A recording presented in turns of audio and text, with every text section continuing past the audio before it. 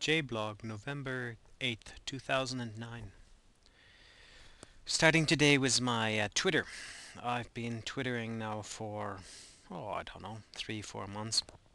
And every day I try to say something smart, which is very difficult. It's a lot of work to say one smart thing every day. But today's line is cash for houses has been extended and expanded. And basically, the first time home buyers credit has been expanded for another until April, I believe. And the size of house that one can acquire has also been expanded.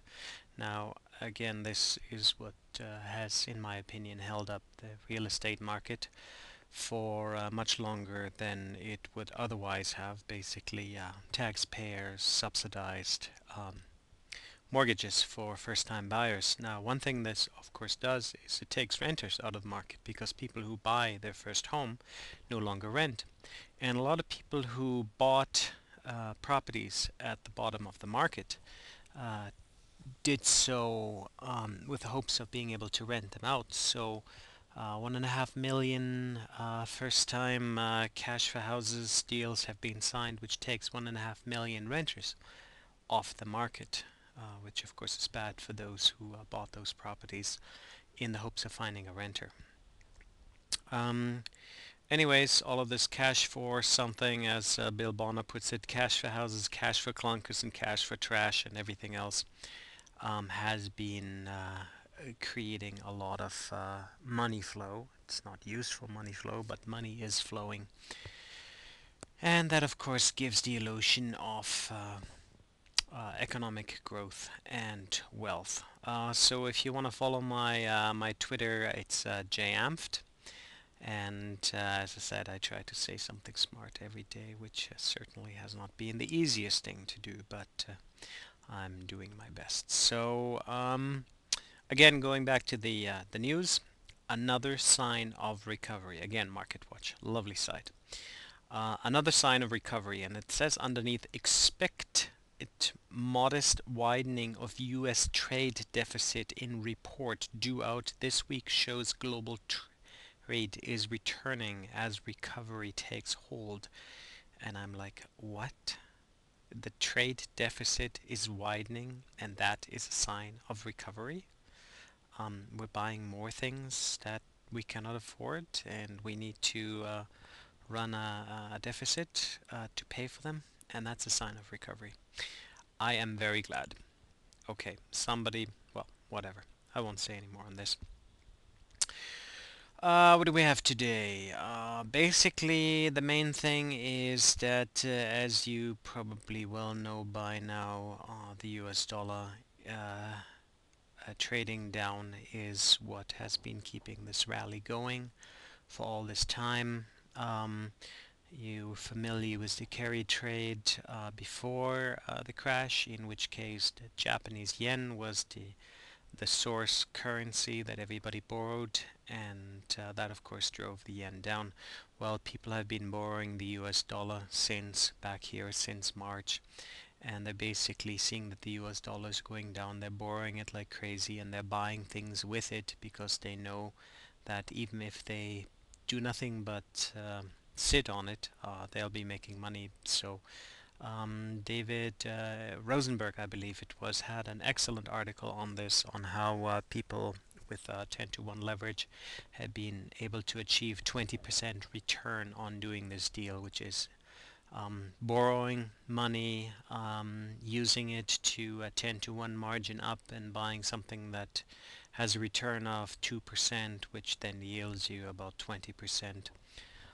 Has been a wonderful deal. Of course, the whole thing lasts only as long as the US dollar can continue finding new bottoms, and we saw some movement there in the last 2 weeks, which of course is what gave the market so much trouble.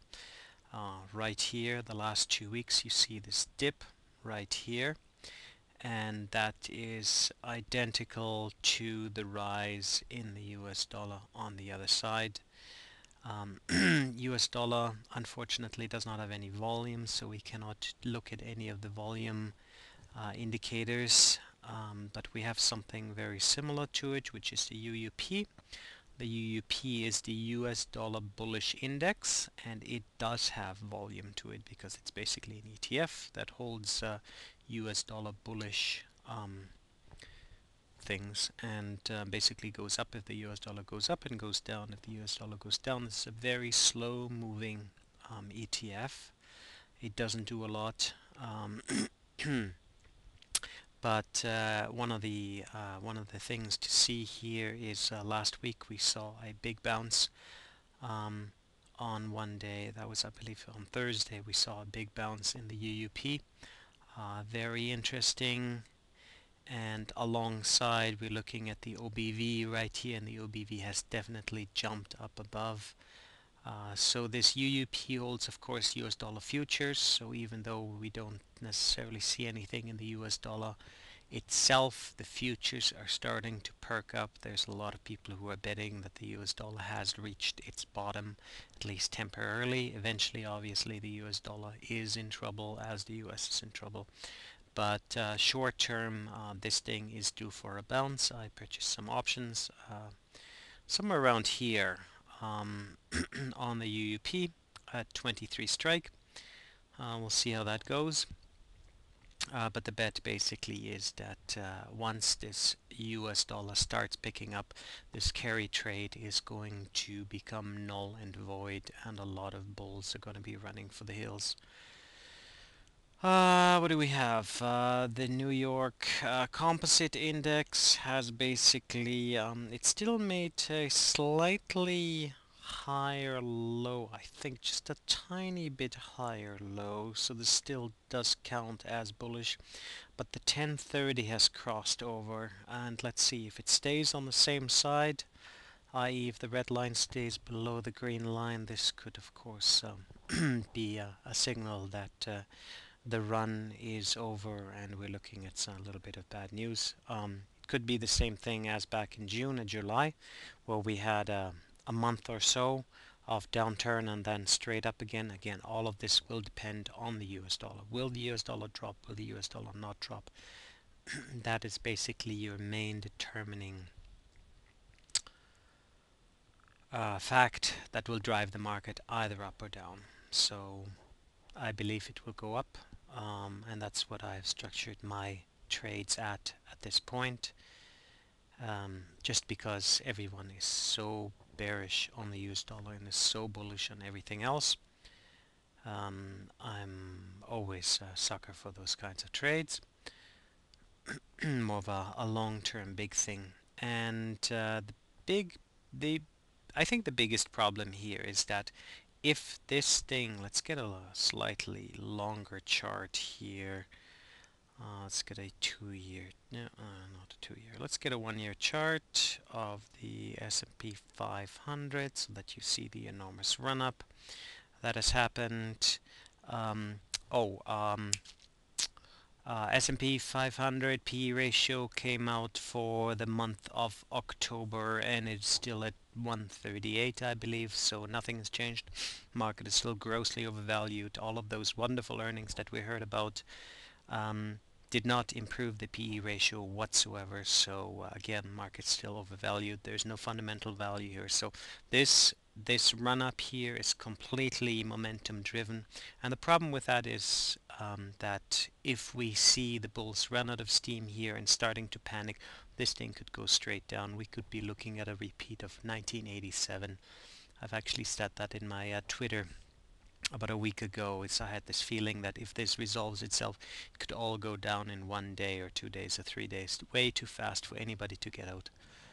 So that is a big danger, and it's a danger that I believe grows day by day. But we'll see. Anyways, that's about it for today. Hope you have a good week. Happy trading, make lots of money, and good luck.